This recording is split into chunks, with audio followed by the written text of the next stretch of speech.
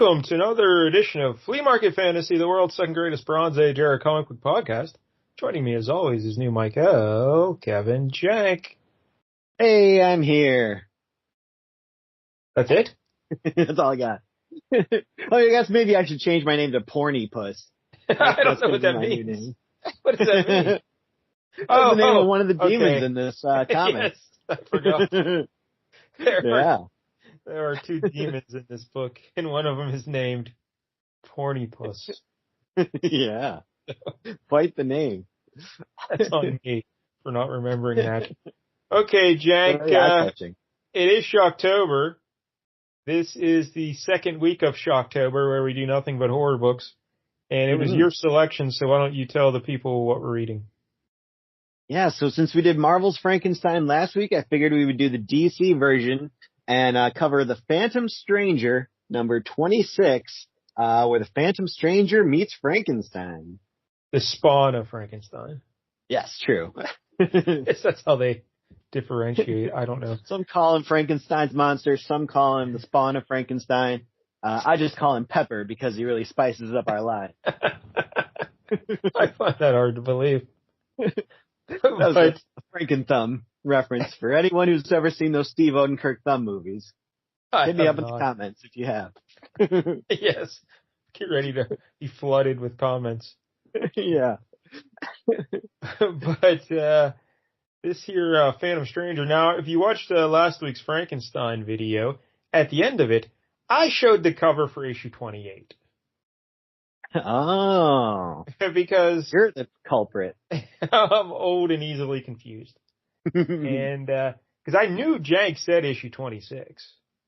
Yeah. But because we had this conversation on the LCS hockey show, I'm like, are you sure he's meeting Frankenstein in this book? Because I don't think he is. And you're like, no. Like, I'm pretty sure I saw them together multiple times. And I looked at the issue and right away I was like, yep, first panel. There they are in the same frame. Because at the end of the book, of issue 28, there's a backup story of the Spawn of Frankenstein. Yeah.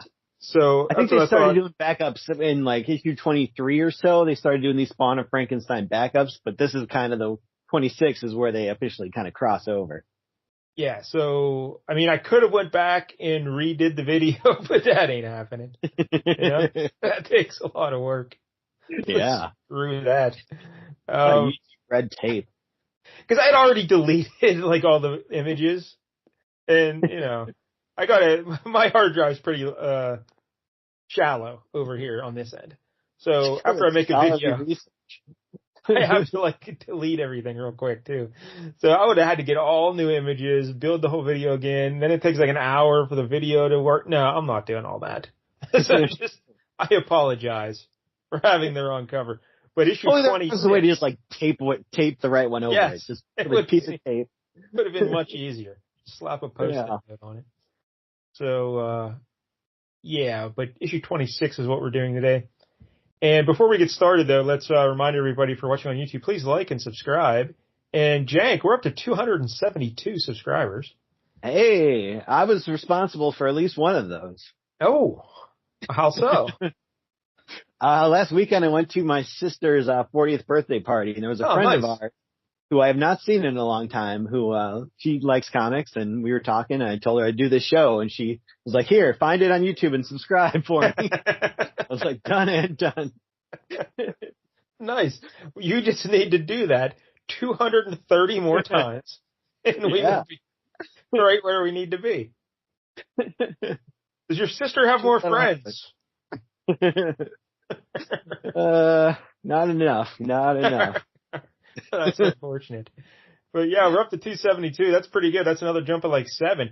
It used to always be we'd get like maybe 2 a week. But lately, we've been getting 7, 8 a week. So let's keep it rolling, you know? Everyone needs to make more friends and force them to subscribe.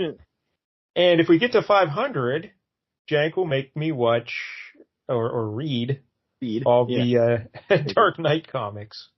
Yeah. Dark Knight's Return. Not Strikes Again. That's the bad one. Yeah. One of the bad ones.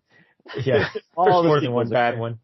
We should mention, though, Jake, I think we might be turning a corner here because that Frankenstein video is doing really well. Superman rallied late in the week, so it's doing really well too. All right. Yeah, it seems like we're on an upward trend here. Got some momentum. Some money momentum. So let's keep it rolling. And also, don't forget, I have a book out there called Monkey Flip. Mm-hmm. I have 4 books out there if you look hard enough. But the new one is about a chimp detective. Monkey Flip. Cool. So, Phantom Stranger. Now, we've never done a Phantom Stranger issue on this show, but I remember Mike L. and I, because he used to pick those dopey DC books, and I think there was a little backup story of the Phantom Stranger in one of them. But okay. I remember he went and jumped out a window or something, and oddly enough, he does that again in this. He does that here. So. Seems to be his thing. But we never really talked about Phantom Stranger in any depth at all. So his first appearance was in Phantom Stranger issue 1, 1952, created by John Broome and Carmine Infantino. And he's a hero of paranormal origins who fights mysterious and occult forces. How about that? Now, how would you like to describe what he looks like to the people? Sure. He's kind of a guy who wears a hat, like an old, 1920s hat. He's a guy who wears a hat. Yep. He doesn't look entirely dissimilar from Justice, the New Universe character. Oh, I think he looks way different than Justice. They both have the white hair. I guess they mentioned that his costume is black, but it's very much like dark blue in the way they show it. Yeah, the way comic books always color, like Superman looks like he has blue hair too, but yeah, he has black hair. Yeah. Yeah, but this is way more blue than black, so it's like, yeah, it's hard to tell. But I think supposedly it's black. Yeah, like he almost looks like a magician. He's got like a black suit, and he has a black domino mask a lot of times too. I think he does in this issue. And he's got like a black fedora and a black cape. Yeah, like a bow tie and he's a white fella. Tuxedo. Yep. And the thing I like about him is he also has a giant medallion around his neck, like Flavor Flav. That's right. It saves the day in this issue. Now, I tried to look that up, like right before the show here. I was like, oh, what was the deal with that medallion? And they just say it's a magic medallion. Oh. That's all. That's all.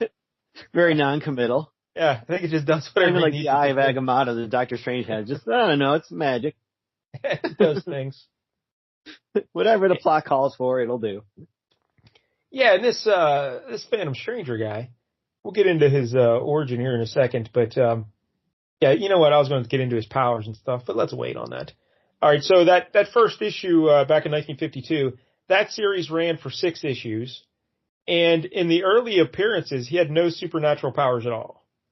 He merely investigated supernatural events to prove that they were hoaxes perpetrated by criminals. Okay. Wow. Sounds pretty cool. Bunker. Yeah.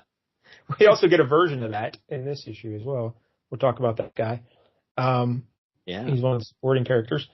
But then he gradually started demonstrating some supernatural abilities to fight actual supernatural foes. After that series ended, he then appeared in Showcase issue 80 in 1969. So that's quite the break from, what was that? Well, I guess it's hard to find plots that, a guy who just goes around debunking magic can be involved in. Like, there's only so many Zatanna issues he could be in, I guess. But then he got his second series that same year in 1969, and that's what we're reading here today. And it ran for 41 issues from May of 69 until March of 1976. And this issue is from 1973 that we're doing here today. And the first 3 issues of that series were reprints from the 1950s. And then issue 4, because I think he may have been appearing in other, he's probably appearing in other comics, like backstories. I think I saw something like Star Spangled Comics or something. Maybe he had a backstory or 2 in there.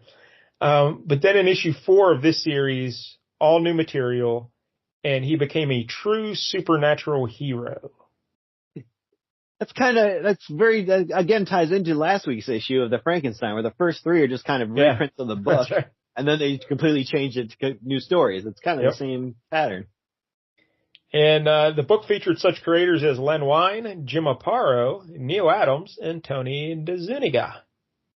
So some pretty All heavy familiar. hitters. Yeah. Even though the series ended with issue 41 in 1976, in January of 2010, a 42nd issue was added to the series as part of the Blackest Night event. Oh.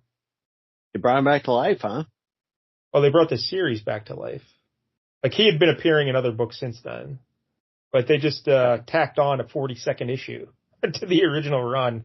34 years after. That is weird when they do that. Yeah, I know Darkhawk, they did that at Marvel recently. Like, all of a sudden it was like issue 51, just because it was tying in with some event. It's like, that's weird.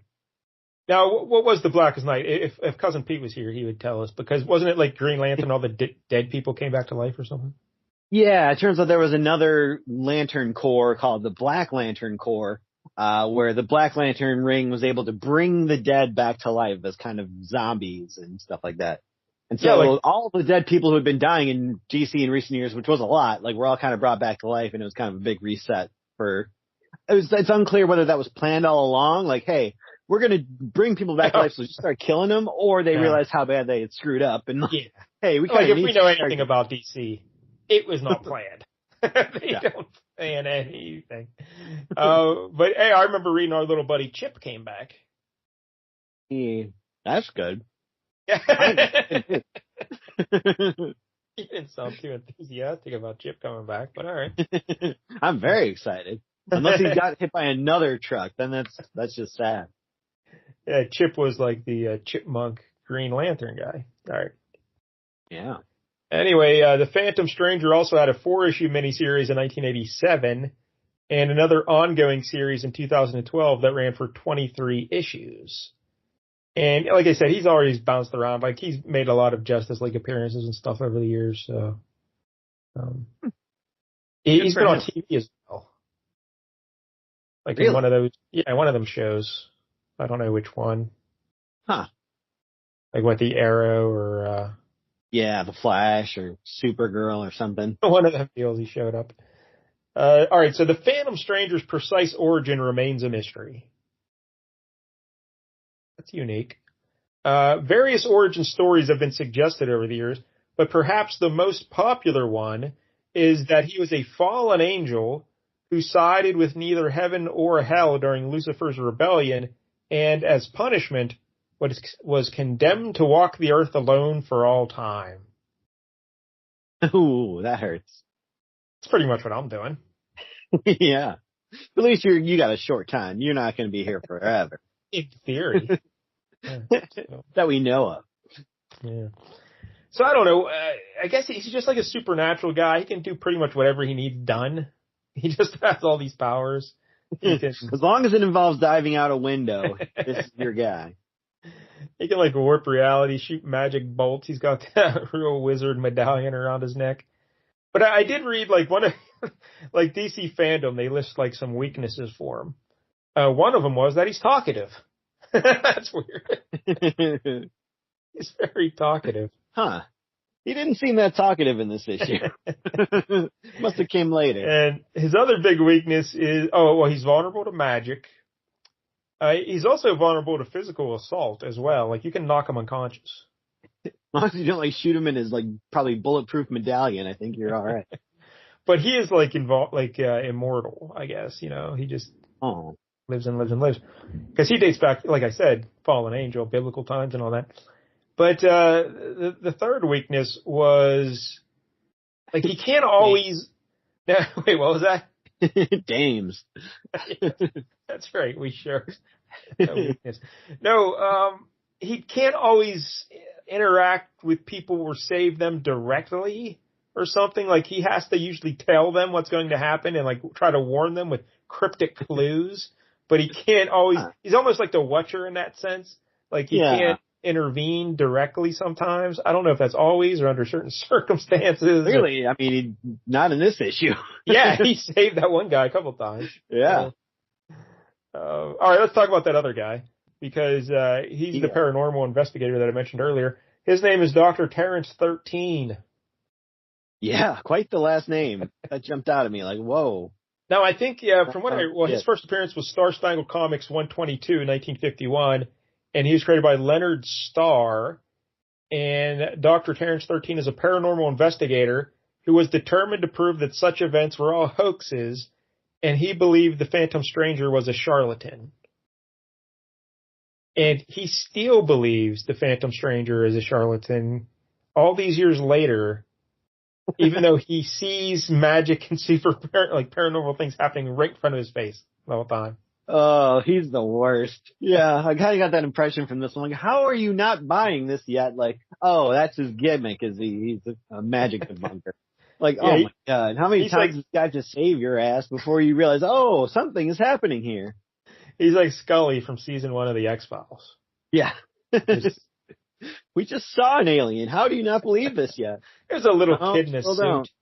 Yeah, so, but now I believe his name comes from like his other nickname is the Ghost Breaker, because he comes from his father, I guess, was, I don't know, Mr. 13, I guess, and he told his son, "You got to break the lineage, because throughout our different generations of 13s, I guess. I don't know. Yeah. Sounds a little hazy on whether he was the 13th and that's why he took that name. But anyway, their ancestors had all been lynched under mysterious circumstances. Oh, that's not good. Yeah. That's not what you want. So he had to somehow try and break that tradition by avoiding ropes. I don't know. But wear like a big piece of metal around your neck at all times, I guess. But so I guess that's how he got that name or something. I don't know. But yeah, he's just a jerk, this guy. He's married to a real foxy lady though. So I don't know how that happened. But and she plays a part in this book as well. All right, so that brings us to the other main character in this, Spawn of Frankenstein. And his first appearance was The Phantom Stranger, issue 23, 1973. That's right. So we only 3 months earlier. Created by Marv Wolfman and Mike Kaluta. And I was interested, Jank. I was like, I wonder how his story is different from the story of Frankenstein. Because he is the spawn of Frankenstein. So I'm sure DC did something to differentiate the fact that he's not. But no, it's the same story. He's just Frankenstein. Yep. Yeah. Seems like it's very similar, where he also got frozen and is now in the 70s. Yeah. Just same exact thing. Yeah, so I guess like the Mary Shelley novel, did it go into like public work or public domain at this point, and that's why they're all jumping on this Frankenstein? Yeah, that would make sense. Yeah, I thought they'd put a twist on it somehow, but nope. Still Frankenstein. Although I will say this, he's closer visually probably to the literary one, because he's real tall and skinny, this guy. He's like thin. Yeah. He looks more like the Simon Garth zombie that we read. Yes. Green. Yeah, that's exactly right. Yeah, I didn't even think of it. Yeah, he looks pretty much exactly like Simon. Yeah. So, how about that? But yeah, so there's really not too much to say about him. He's Frankenstein, but he's thin. So.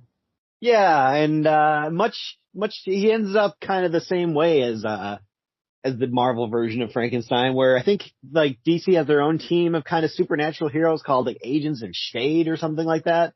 And I believe Frankenstein is on that team. So it's like how Frankenstein was on Howling Commandos in Marvel. It's very similar. I do remember him. I read some things in the New 52 that had like the New 52 version of Frankenstein, which is kind of what made me go back and look to see if there was, a Bronze Age version for DC. And I remember him being a lot bulkier then, kind of having like a mohawk. I was like, that's a cool look. I like that. Well, there was another Frankenstein, though, because Mike L and his final episode on Flea Market Fantasy was, what was that one we did, the Monster Squad or whatever? What was that deal with? Yeah. It was set in World War II, and they were like, they were fighting the Nazis, I believe, all right? And it was like a Frankenstein, a werewolf, a Dracula. Creature Commandos. What was it? Was it Creature Commandos? Sounds right. Yeah. Yeah. Something like that. So they have, I guess, another Frankenstein? I don't know. Huh, it's not the same Frankenstein? I don't think. I mean, he looked nothing like this guy. But. Interesting. Who knows? Well, that's not really interesting. But I mean, maybe Frankenstein did it a couple of times. He's like, oh, try out some different copies. So maybe the second one will be a little more even-tempered. So that's all the backstory here for the main characters. The cover artist for this book is Mike Kaluta, one of the guys who created Spawn of Frankenstein. And I don't think we've ever talked about him on the show. He has 81 penciling credits at DC, including Korak, Son of Tarzan, A Tarzan Family, The Shadow, and Madame Xanadu. He also... Yeah. Oh, you like Madame Xanadu? I've been looking at some possible issues for Shocktober, and Madame Xanadu came up. I think she's like in the whole John Constantine realm, right? Like she. Yeah, I think she existed before that. I want to say like early 80s, so before Constantine, I believe. But I know they interact, right? Like they do. Oh, I'm sure. Yeah. That would make sense. And he also drew issues 23, 24, and 25 of The Phantom Stranger, so we just missed them. And the writers for this book, that's right, he took two people to write this book. Len right. Wein, and he wrote issues 14 through 26 of this series. And, of course, we know Len Wein. We talk about him many times. Created Wolverine, Len Wein. Yep. Right? So there you go. Right. And Marv Wolfman, and he wrote issues 23 through 26. We talked about him countless times on the show. Mm-hmm. All right, so the artist is Jim Aparo. Oh, yeah. I've talked about him many a time. Yes, famous Batman artist. And, right? Yeah, I think he did that Aquaman we did about California sinking. Oh, yeah, that's right. Yeah. He drew issues 7 through 17 and 19 through 26. So there you go. All right, are you ready to look at that Mike Kaluta cover, Jank? Sure. Let's do it. It's a very similar layout to the issue we did last week, actually. Yes, it is. The top third of the page is just like kind of a maroon box, and then the cover takes up the bottom 2/3. Yeah. So, yeah. What year was that book we did? Was that 73 last year, that Frank? I think it was. Yeah. So maybe that was all the rage back then in 1973 to do a third of it in solid color, and then 2/3. Yeah, at least on horror books, yeah. I mean, I don't know, very strange. But it just says DC up in the top corner there, and it says Phantom on top and Stranger on the bottom. So that's interesting. They split it up like that. Only 20 cents for this book. Pretty good. I would take that. This is the Phantom Stranger meets the Spawn of Frankenstein. So they're both kind of getting cover billing on this one. Yeah. And then we got a shot. The actual cover itself here starts, like I said, 2/3 down the page.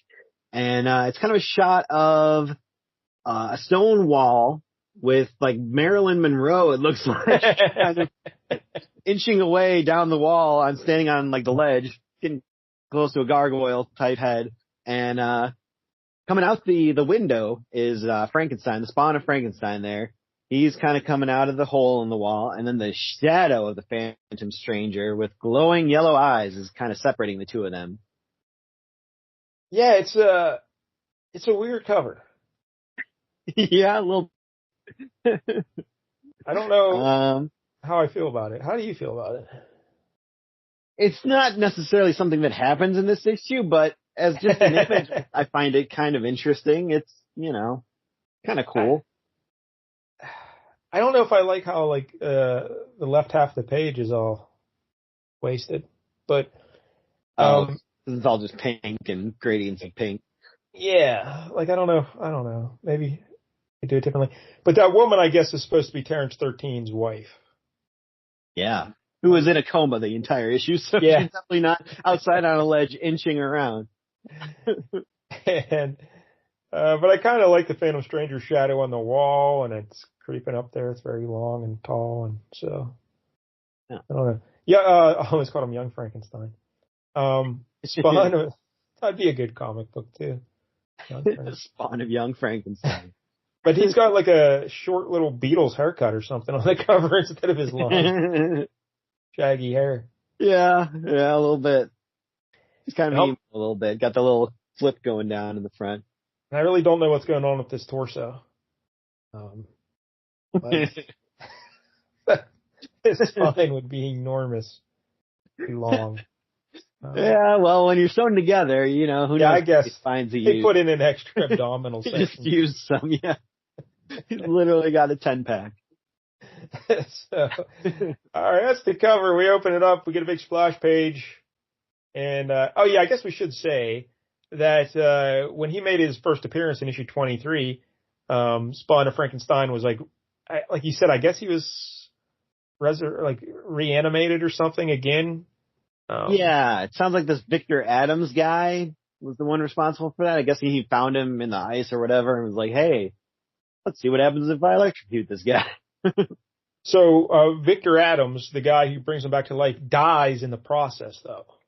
Oh. And, I don't know what, I guess is this what we're witnessing here? Because the splash pages, we see, Spawn of Frankenstein holding a lovely brunette lady in a purple dress, and she's, passed out, and he's lifting her out of, flames and wreckage and everything.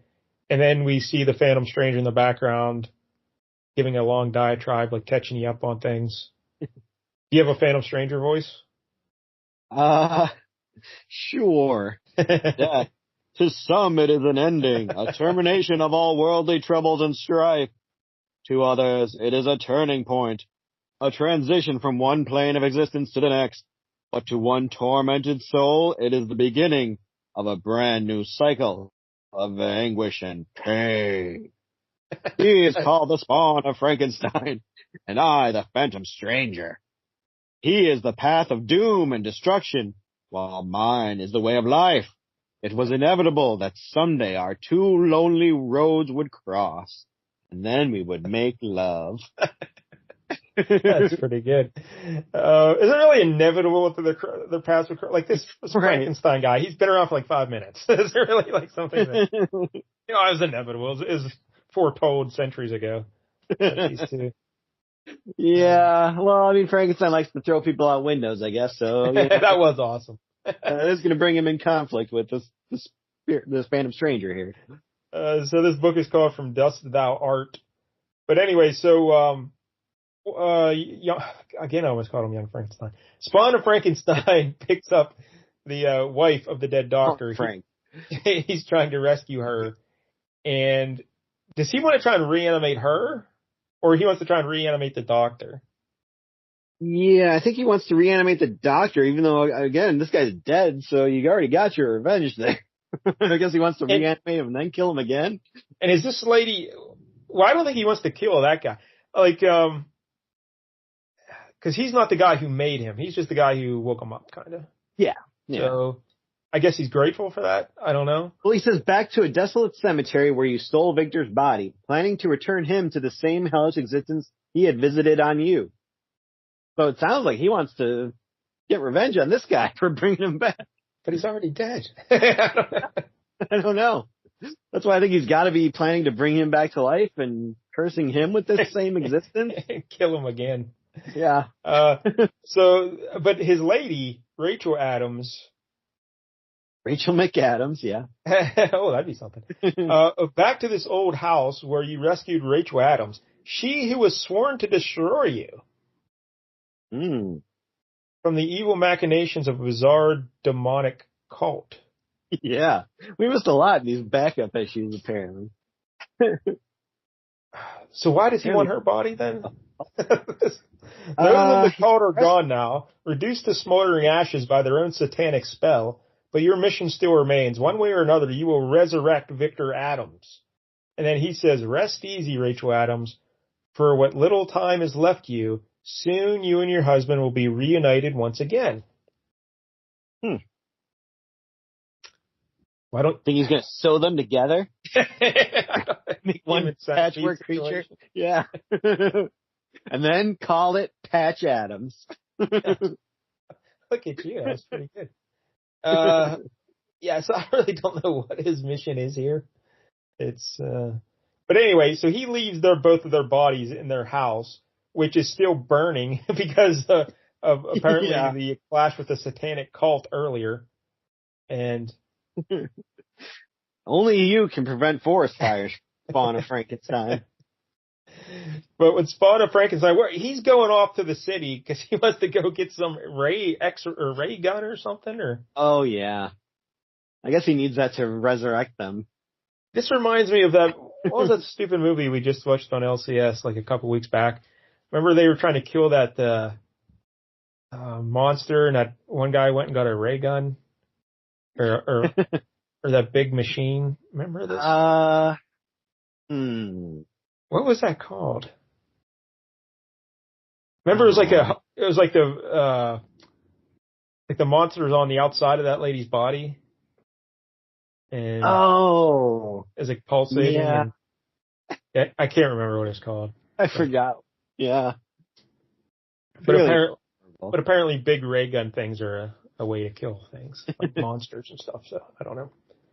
Yeah. I'm sure he'll just take it to, the Rock's cousins down in Samoa. They know how to fix machines. That's a Fast and the Furious Hobbs and Shaw reference.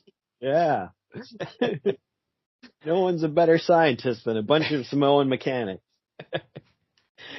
But young Frankenstein, he's walking out of the house. I'm just leaning into it. I'm not even going to try and avoid it. And there are a couple demons pop up out of the house, and Porny-Puss and yeah, I forget the other one's name because it wasn't as fun. Dave, I think is the other one. And they fly into Spawn of Frankenstein, and they start possessing him. Oh no. Not only do we get the Phantom Stranger and the Spawn of Frankenstein, but now we got demons in here as well. Yep. Now we cut over to a hospital, and nothing's scarier than hospital bills. Yeah. And we see the wife of Terrence 13. She's a real foxy blonde, and she's like in a coma in the hospital, and he's by her bedside. And her name's Marie. He's like, Marie, sweetheart, if you can hear me, I want you to know I'm here. I'll always be here until they find a way to cure you. He's probably trying to debunk her coma. You're faking it. He's sticking her with pins.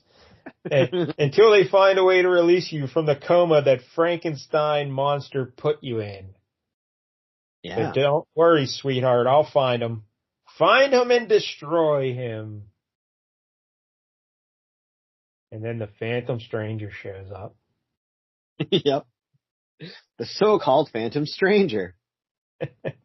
Haven't you met this guy a bunch now?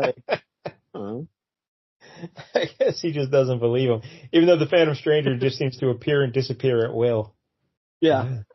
Oh, a cheap parlor trick. This guy. But the Phantom Stranger's like, hey, hasn't there been enough violence, Terrence? Mm-hmm. Maybe. Yeah, this is where it's hard to tell if the Phantom Stranger is actually wearing a domino mask or not, because it's really, his eyes are always completely blacked out by the hat, the shadow from the hat. Yeah. So it's hard to tell. Some pictures I've seen him wearing one. Some pictures I see he is not wearing one at all. So I don't know. But yeah, here in this issue, it's always like just shadows on his face. So, but what does he say? He says, yeah, let's not kill the Frankenstein guy there. He's like, he was just, doing Frankenstein things. Yeah. I don't know. But Terrence 13's mad at him. He's telling him to get the hell out of here. But then Phantom Stranger says, hey, Terrence, I sense that Frankenstein guy's in this hospital right now. Yeah. Now Terrence is like, oh, I want in on this.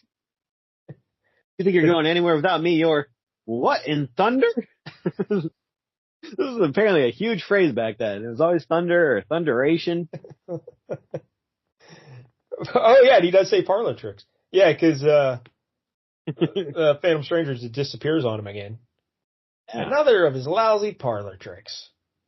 All right, Jake. So now we get to a hospital supply room, and we see young Frankenstein there. He's loading up a pillowcase full of supplies. He's going trick-or-treating. And what is he doing here? He is here to get the scale model of the laser device Victor Adams used to restore you that is nowhere to be seen. So by process of elimination, it must be here. And he rips a giant safe off the wall and is like, ha-ha! Then he gets the laser. Yeah, we should mention the book is narrated just by an unseen narrator, Marv Wolfman and Len Wein. They're really doing a lot of heavy narration in here. Yeah, very much talking to Frankenstein. Yeah, like second person kind of stuff. So, Phantom Stranger shows up and hold Vandal. That equipment does not belong to you. Return it whence it came or face the wrath of. Backhand. Yeah. As you like to so eloquently put it, he Hank Pymmed him. Right? Yeah. He sure does. Backhand slapped him. That seems to be Frankenstein's big move here. There's a lot of that. Like a lot of just stiff arm slug. Yeah, he smacks him silly. And I gotta tell you, not a good look for Phantom Stranger, you know? No. Like he shows up running his mouth, how he's gonna, and then bang, just dropped. The backhand. Frankenstein's getting ready to shoot him with his laser. Yeah. He's getting awful close to, what's he gonna do with that laser exactly? Cause. Yeah, I don't know. If this laser brings things back to life, I don't know what that's gonna do to. But it also looks like he's going to insert it in a certain area of the Phantom Stranger. Ooh. So now, and then Terrence 13 comes running in with an axe. This guy just finds an axe lying around. Yeah, that's a good question. It doesn't really look like a fire axe so much. It's just like a hatchet. So I don't know why they have that lying around. Must be a lot of weird amputations going on here. It's the scalpels are too dull. Yeah. And whack them off. So he runs in with his axe. He's like, I'm going to kill you, young Frankenstein. And, but Frankenstein just karate chops the axe and busts it. And then he grabs Terrence 13 and hoists him up into the air. And he's like, well, I oughta. And then what does he do, Jack? Well, he throws him right out the window. Yes. Picks him up and gives him a toss out the window. He gorilla presses him and throws him right through the window. And we should mention, Frankenstein here is not acting like he's possessed by those demons. Yeah. So, it's not his fault. Yeah. But man, he chucks him good right out that window. He sure does. Phantom Stranger goes diving right out after. Yeah, he woke up. He's like, it's 12 floors to the street. And he just jumps out. So Frankenstein that would have been nice, yeah. So Frankenstein just shrugs and starts packing his pillowcase again with more supplies. And then we see the room of Marie 13, and there's an old crotchety nurse in there. Yeah. And Frankenstein just kicks the door in, and he kidnaps Marie. I have come for the woman. That's what I say whenever I leave the house. And it looks like he's just carrying her. I don't see the supplage of the ray gun now, you know? Yeah, I don't see the bag. Oh, he does have it when he's walking away from the explosion later on, or the crash of the window. But not while he's carrying her here. So, yeah, but there he backhands some more people. Yep. Keeping that arm stiff. Giving him the old whack. And he crashes through a door or whatever, and he's walking out of the hospital. And yeah, he's just footing it all the way back to the house. Like, how long of a walk do you think that is? Maybe it's like Greensburg, where everything's close to the hospital. That's a joke about my hometown. He also isn't wearing shoes. I hope he doesn't get the ringworm, you know? Yeah, that would be worse. You got to go through your eternal life with ringworm. So he takes out the laser gun there, and I guess he's going to shoot. Yeah, so I guess that lady's dead. Yeah, gingerly you lift the laser gun, or laser from the gunny sack, for you have learned that the slightest accident could decimate this house in an instant. Then the voices come again, telling you to point the awesome device at the head of the one called Rachel and pull the trigger. I don't know what that's going to do. Bring her back to life, I guess? This whole book is weird. Yeah. Yeah, so all right, let's try one more time at this. Let's take another swing at this. What was Spawn of Frankenstein's plan here? He wanted to bring the doctor and his wife back has like Frankenstein monsters. Yeah, I don't know what he needed Marie for. Well, apparently she was trying to destroy him too because she was part of that cult. So I guess he's trying to get revenge on both of them. Okay. Gonna bring her back to life as well as the Frankenstein. But you think death would be good enough revenge? You know? Yeah, I would think. Yep, you already you got the ultimate revenge, most people would say. Once you take that piece off the chessboard, it ain't coming back. But once you bring it back, then you got problems. Because if they're Frankensteins, they're going to be coming after you. Like, what else do they got to do in the world except come after you now? So that could have been their goal all along. It was like, we got to bring this Frankenstein guy back so we can learn the secrets of becoming Frankensteins ourselves. Eternal life. But when he goes to shoot, right before he shoots Rachel, but see, this is so confusing because he realizes no, he's a man still, and he's not going to murder a lady or whatever. But that was his plan before he got possessed by those demons. Yeah, because he left that house before he was possessed. Want him to do the same thing he was already doing. Yeah. This doesn't make any sense. All right. Yeah, pretty fun. So then the demons fly out when he doesn't do what they want him to do. They leave his body. And like, why did he kidnap that Marie 13 lady? Yep, don't understand it. Not a clue. Because maybe if he had those issues with the cult, like it would have made more sense. But as it stands right now, none of this is really clicking. Because the demons, they leave. I can understand if they wanted Marie 13 because they wanted bodies to possess. Because these demons, I guess, are male and female, so they each wanted, their respective bodies. But they already have Rachel for that. Correct. That's why I don't understand. Huh. I don't know. Maybe between the two writers, something got lost in the communication. It took two men to write this book. All right, so two demons fly out of the Frankenstein guy, and they both go into the bodies of the Dr. Adams, the fella, and Marie 13, and they reanimate them. And now they're fighting, like Marie 13, she possesses all these suits of armor that are around this house for some reason.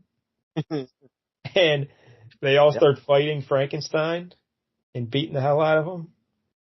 And so if you can do that, what do you even need all these bodies for? You got things to possess these, All right, we got to talk about this ad. This was great. Would you like to run through this ad? So this is one of those where did this start? This style of picture comic? Was this like a National Lampoon thing or something? I don't know. Issues of Playboy or something like that. But it's definitely very 70s. This style of like a comic book, but it's like told in pictures, and then they have little word balloons, actual photos of people, not drawings. But it says, "The day Bill told off his boss." Oh boy. And Bill's just a white fella in like a flannel shirt, and his boss is a white fella with like a crew cut and glasses and a tie, and his sleeves rolled up on his shirt. Boss, yeah. Just looks like a real jerk. This guy. It's like a scrawnier J. Jonah Jameson with no mustache. And he's like, "Get in here, Bill. I want to talk to you." You punched in 7 minutes late. I'm docking you an hour's pay. And it better not happen again, or else. Oh, yeah? I got news for you, Mr. Bemis. What a terrible name. He looks like a guy. Yep.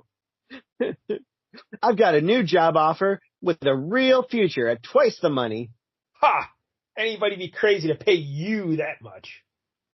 That's what you think. I've been learning electronics in my spare time at home from CIE, and now I can take my pick of good jobs. You gotta be kidding. You in electronics? Yes. Now I've got a career. CIE made it easy. So goodbye to you and your crummy job. Yeah. It says, "Are you working for peanuts in a dead-end job? Get smart. send for 2 free books, like Bill did. All it takes, yep. Just CIE, the electronics expert. Cleveland Institute of Electronics. Because, if you want to learn electronics, go to Cleveland. That's where they all come from. Well, this is pretty great. Are you unemployed or underemployed? I am underemployed. All right. So back to our story. Frankenstein rallies and he beats the hell out of the suits of armor. Yeah. And he's just punching them. No backhands needed here. And then he confronts the 2 demons and their human hosts. You stand erect. Ready. Oh, this Frankenstein. He's itching for this fight. But they just cause like the floor to ignite into flames. And so he's surrounded in fire. And as we know, Jank, what does Frankenstein say about fire? Like fire bad. That's right. But you know what hates fire even more than Frankenstein? Floors. It burns a hole in the floor and he falls into like the basement or whatever. And the 2 demon people are standing in the hole. They're just laughing at him. Ha, ha, ha, ha, ha. And Frankenstein, oh, no, we cut. The Phantom Stranger and Terrence 13 are driving in a car. Oh, boy. Yeah. They apparently survived that whole window thing. How? We're not going to find out. They were apparently so lazy. They're like, I don't know. We don't want to explain this. Like, we couldn't think of a good way to get out of this either. So we'll just say it happened. Well, yeah, Terrence says, I refuse to believe it, stranger. How could I have fallen from a 12-story window and survived? You are here, Terrence. One would think that answer enough. Answer nothing. I was unconscious from the moment I went through the glass till I woke up on the ground to find you kneeling over me. 1,001 things could have happened while I was out. Is he accusing him of taking advantage of him while he was unconscious? Yeah, it could be. Why were my pants unbuckled? Like, so Terrence 13, what's your real world solution to the fact that you survived a fall from a 12-story? Maybe he thought that array or that baboon jumped out the window too, and he landed on the baboon. That's another reference to an old movie we watched on the LCS hockey show. Yeah. But yeah, they don't explain it. The Phantom Stranger is like, yeah, whatever. And Terrence is like, I don't believe anything you say, even though he's not actually telling him what happened. So. Yeah, like he can basically do whatever he wants. So he could teleport to the Frankenstein. And if it's really an emergency, if he wants to save that woman, why is he waiting car ride with Terrence 13? Yeah. I feel like that would definitely prove to him that this is real. Unless he's just trying to keep this guy. Like, I don't know. He doesn't seem all that concerned. But now the demons, Pornipus, and what's the other one's name? Did we ever? Sure it says somewhere in here. Yeah, when they like rise out of his body, I think they say it's. It's another. Yeah, Flagron or something like that. Flaggermott. Flaggermott. Right. No Pornipus, that's for sure. Yeah, I think Pornipus got the better of the deal there. So they like animate some chains to wrap around Frankenstein, and they're going to just choke him out with chains. But Frankenstein busts the chains, and then he just leaps up to the upper floor and does like a one-armed vault and drop kicks that guy demon right in the face. Yeah. And keep in mind, I was going to kill the guy again anyway, so who cares? Take some and these are the same dirty, ringworm-infested feet that he's been walking all over the countryside with. So that could not be good. And this Frankenstein just wears jeans. Nothing else but jeans. Oh, yeah, I guess we should mention that. Yeah, just jeans. No shirt, just jeans. And he notices that when he hit that guy with the dropkick, that it rattled the demon inside that guy. And like the demon like is pinkish and starting to pop out of the guy's body. So he's like, oh, that gives me a plan. You know what? I'll just pick up this lady and chuck her out the window. Yeah, it's very convenient that, like, the host bodies are not damaged at all, no matter what he does to them, but somehow this hurts the spirits. Okay, that doesn't make any sense, but okay. Because what was his plan here? He says, I believe I found a way to eliminate the spirits without destroying the bodies of Victor Adams and Marie 13. And I can do it by just throwing her out this window. By just inflicting a bunch of damage, yep. So he's like standing in the window with her above his head just as Phantom Stranger and Terrence show up. And he chucks her out the window of the house. And Phantom Stranger is going to, like, before he can act, Terrence says, no, she's my wife, let me do this. And he just catches her. Like, that's really hard to do. Yeah. Yeah. Catch a woman falling out of a third-story floor or whatever. I would have left it to the Phantom Stranger. He's like, no, she's my wife, I'll catch her. I would have left it to the mud and hope for the best. You're not catching her. What are you doing? But so now they go inside the house, and Marie is still, like, she's still possessed by the demon, but they don't know that. And they go in the house with her, and Phantom Stranger says, take care of your Marie, Terrence. I'll deal with Dr. Frankenstein's terrible spawn. And Frankenstein says, then come ahead, Dark One, and be damned. Yeah. It's tough to tell when Frankenstein, like, we can excuse him throwing Terrence out the window because he was possessed. But even here, he's talking like a real jerk. Yeah, he's not afraid to, he's not backing down any, that's for sure. He reminds me of that Bemis guy. Somebody needs to come in and tell him off. Phantom Stranger should be like, I got a new job in electronics. Frankenstein. So Marie, she's still possessed by Porny Push, you know. So she wakes up there and she starts telling off Terrence Crawford. That's not Terrence Crawford. He's a boxing champ, Terrence Crawford. Yeah. This is Terrence 13. Terrence 13. And she zaps him with something, and then she makes like a big chandelier about to fall on him. Yeah. And Phantom Stranger says the chandelier is going to fall, and Terrence is too stunned to move. I have only instants left to save him. Mm-hmm. And he jumps. Yeah. And the chandelier crashes to the ground. And we see the Phantom Stranger's cloak on the ground. Yeah. Then in the third panel, we see the Phantom Stranger, because he also wears these little white gloves, like dinner gloves or whatever. And we see a white gloved hand picking up his cloak. Then in the fourth panel, we see him putting the cloak back on. And he's like, were you injured, Terrence? And he's like, I don't think so. What happened? How did that chandelier miss me? And then he says, it didn't. Would you care to explain what happened? I don't know. I mean, I could have believed, okay, they went into his cloak, kind of like he's, Cloak from the Marvel Universe, like it takes him to the Dark Force dimension or something. But how his hand is picking up the cloak, I don't know. It couldn't be, his hand couldn't be outside the cloak picking up the cloak if they were in the cloak. Yeah, I don't even if, like, you can believe either they just phased through it or whatever, but I don't get the cloak being off his body and then him standing, picking it up and putting it back on. I don't get it. Yeah. No. Oh. All right. They don't try to explain it either.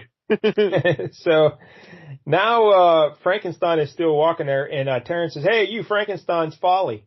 You are responsible for this. And Phantom Stranger's like, Terrence, stop. And he's like, out of my way, stranger. That monster is the cause of all that's happened to Marie. The one who somehow turned her into what she is now, and he's going to pay for it. This time I came prepared. And he pulls out a gun, and he just starts shooting Frankenstein. Die, you hellish creature. Die, die, die. But what happens, Shank? Well, steel-jacketed pellets rip violently through your parchment-textured skin, but all you feel is the slightest irritation, and that can easily be taken care of. So he just grabs the gun and, crushes it, and he starts kind of getting ready to snap Terrence's neck, He's like, I'm not to blame for much that you condemn me for, but I sense in you an inability to realize that fact. All things considered, it would be much simpler to put an end to your annoyance now. But Phantom Stranger's like, no, don't do that. Yeah. Right now, you're not guilty of all the things this guy keeps saying you're guilty of, but, if you keep doing this, you're gonna be. Well, okay, a couple things. First, I would like to thank you when you said parchment textured skin. You didn't make a Sybil Danning joke, so thank you for that. And then, what's going on in the bottom left panel? Yeah. Terrence's neck and what is happening there? I don't. His neck and his head are no longer attached like a snake or opening up its mouth real wide. Joe Aparo, what happened there, buddy? Guy's got the biggest Adam's apple I've ever seen. It's like an Adam's grapefruit. That is egregious. How does that get past editor? Like, hey, let's redo this one. That and like the sound effects there. It says like, I thought he snapped his neck right there. Like, yeah. There's no way he should be able to look like that otherwise. But yeah, Phantom Stranger talks some sense into both Terrence and the Frankenstein guy there. And but the Pornypuss and Flaggermont or whatever, they say, there they are, Flaggermont, yeah, Pornypuss. They leave their human host bodies, and now they're their ghoulish selves, and they fly up, and they put a hole in the ceiling, and they can somehow control the moon, and they can make the moonlight deadly. Ooh. So that's a neat trick. Yeah. Not much use during the day, but at night you're unstoppable. So they're hitting the house with all these haunted moonbeams or whatever. And Phantom Stranger's like, hey, we got to get out of this house. We got to go.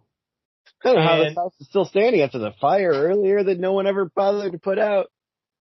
And we should say the demons, the first time I read this, I thought they left the bodies. But no, they just transformed the human hosts into their demonic selves. Oh, that's right. And they flew. They got to run out of the house here real quick. So that's what they do. But Frankenstein goes back and he gets the body of Rachel Adams for some reason. Because he's like, a moment, Dark One, there is something I must not leave behind. Yep. So he takes her body. They leave the house. The house crumbles and blows up or whatever. And then the demons say, they escaped the house. How could they get out of such a slow death trap? Is that one we put them in? So now they decide, you know what? We're going to shoot the moon beams right at you now. And what does the Phantom Stranger do? Well, he busts out his little medallion there, and he says, no, demons, it's not I who will wither beneath Luna's blinding radiance, but you! My medallion shall see to it. And he kind of takes the moonbeams, reflects them off of his medallion, and bounces them back at them. And they don't like it too much, because they just start screaming, no! Yeah, they kind of just get destroyed. They're cast out of the human hosts, and they basically just die. Like gremlins, apparently. Just bright lights will take them out. So the Terrence is like, I'm not certain exactly what form of delusion I've been experiencing, stranger, but I do know you somehow saved Marie's life, and I thank you for it. Stranger? Blast him, he's vanished again. And the Frankenstein monster as well. Meanwhile, the Frankenstein's just 5 feet behind him. Yep. He is slowly walking away. Just turn around, Terrence. You can see him. He's right there. And but no matter, I'll meet them again someday. I'll meet them both again somehow. All right, so now we see do the final narrations here. You got to get a narrator voice. Frankenstein walking away. The angry voice fades into the wind. Monster, and you decide you made the right decision. You could have remained and exacted your revenge as you had planned to, but what would that have gained you compared to what you would have lost?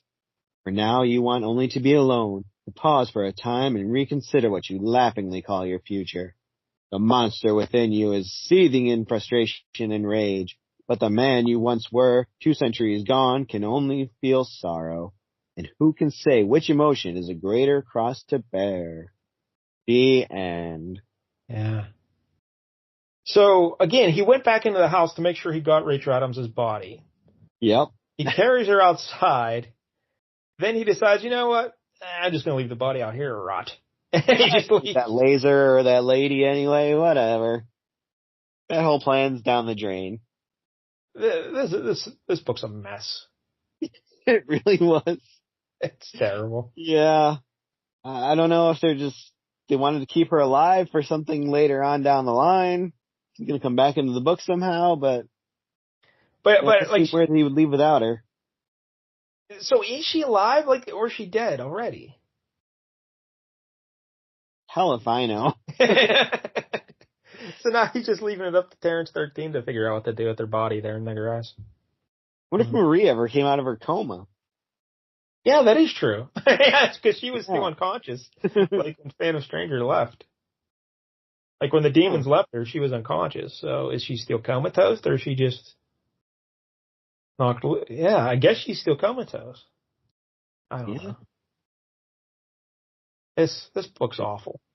It's awful. It was not great. No. Like this version of Frankenstein, I don't like. Like I like mind this version of Frankenstein. I don't know. It was fine. I like the one last week better. That Frankenstein. The more heroic one, yeah. Yeah. This guy, I mean, definitely was unclear what his motivations were. If he had better motivations or even comprehensible motivations, like that would have been good. Instead of just like, I don't know, I want a laser. Maybe I'm going to bring these guys I killed back to life again. But why? Yeah, and exactly why he was doing all this before he was possessed anyway. Yeah, so why did they bother possessing him? Yeah. The only thing that changed, I guess, was he took Marie 13's body. Yeah. Which, again, I don't know what the point of that was. I don't know. None of it makes any sense. So. Demons for Pornopus to, get into. He already had 2 bodies there they could have used. Yeah. No purpose for having Marie. This isn't good. And Jim Aparo, again, he's a great, all-time great, but not his best work here. Not his best work. No, I thought Frankenstein did look cool here. I don't mind this look for Frankenstein, but yeah, he's basically Mick Jagger with long hair. It's very skinny. Yeah. Yep. Sure is. And, compared to like the cover, I like this better. He has fewer abdominals. I took a look at, oh my God. Do you look at issue 27, by the way? I did not. They draw Frankenstein completely differently in that one. I would say I like this version a lot better than what they do in the next issue. Oh, he's nice. The characters just change how they look from issue to issue. Yep. Is he just in a backup story in that one? Yeah. He's just he's been relegated to the backup story. Now he has like a purple cape for some reason. He was so impressed by the Phantom Stranger's look. Like, I want to get me a cape. Quite the look. Oh, and that Cleveland Institute of Electronics ad is in the next issue too. Flipping through it. You got something that good. Why ever get rid of it? But, yeah, man, I can't even get to him yet. I'm flipping. Oh, he has got more of like a mullet, almost. Yeah, this is the same way he's drawn in issue 28, actually. Yeah, in the backup story that I saw. Oh, okay. Yeah, he looks real small, and he almost looks like a 12-year-old or something. Yeah, and this is like literally Frankenstein now. It looks like when I was a little kid, we'd play superheroes. We'd get a towel, and we'd tape safety pin it around our neck. And it'd be our capes, and we'd run around the neighborhood. That's what he looks like. That's exactly what this looks like, yeah. That's pretty ridiculous. Yeah. All right, so, yeah, I never want to read more Phantom Stranger. No, it doesn't seem, even among the magic-based characters, not exactly my favorite. No, this guy. I don't know what his deal is. Terrence 13 was awful. Yeah, the supporting cast is annoying. There's really not much to hang your hat on there. He himself doesn't have much of a personality. And Spawn of Frankenstein, no thank you. I'll take the Marvel version with the furry vest. I like that guy. I do like the furry vest. Yeah. I like the green skin more, but I do like the furry vest. So, yeah, I can't go higher than 1 for this because no one should read this. Oh, God. no one should read this. The story's a mess. Phantom Stranger is not cool at all. No. Yeah, the characters were annoying. I think I'll give it a 3. All right. For Pornipus and Bill. Bill getting a new job. Bill quitting his job. Gets 2 extra points for those 2 books he got from CIE. That's right. You get 2 books, and they underlined it to make sure you noticed. Yep. All right, so that's the Phantom Stranger. Don't read it. Next week, Shocktober rolls on, and last year, Jank, we did Tales of the Zombie. Remember with Simon Garth, and you mentioned him earlier because he looks like this Frankenstein. Crud and Orgy. That's right, Holy Crud and Orgy. And it was that book was a like magazine format black and white anthology all about zombies. Remember? Mm-hmm. So next week we're going to be doing Vampire Tales issue 3 from 1973. And this is a magazine format black and white anthology about vampires. Werewolves. Oh. Vampire. Now the reason I picked this is the lead story in the book. And that's the only one we have to read, okay? And okay. It stars Satana. Oh. Satan's daughter. Like her, yeah. Yeah. And I got to tell you, the art in this book, it's I've never heard of the guy before. I looked him up. Now I can't remember his name. His first name is Esteban, and I want to say it's like Murado or something like that. But it could be the best art I've seen in 5 years of Flea Market Fantasy. It's very good. Calm down. I'm looking at it now. It's great. The line work is exceptional. It is so good. It's some good line work. I'll give you that. But so we'll look at that next week. And there's a couple other stories, but there is a Morbius story in the back as well. Yeah. I don't know if you wanted to. Excited about that. Do you want to read Morbius too then? Yeah, let's do that. It is Shocktober. It only comes once a year. All right. So next week we'll do Satana and Morbius from Vampire Tales issue 3. Because we've never talked about either of them on Flea Market Fantasy, so we can get into their backstories. Yeah. Vampire Tales 3, 1973, as of next week here on Flea Market Fantasy. So until then, if you're watching on YouTube, please like and subscribe. We appreciate the support. And don't get any jank on you.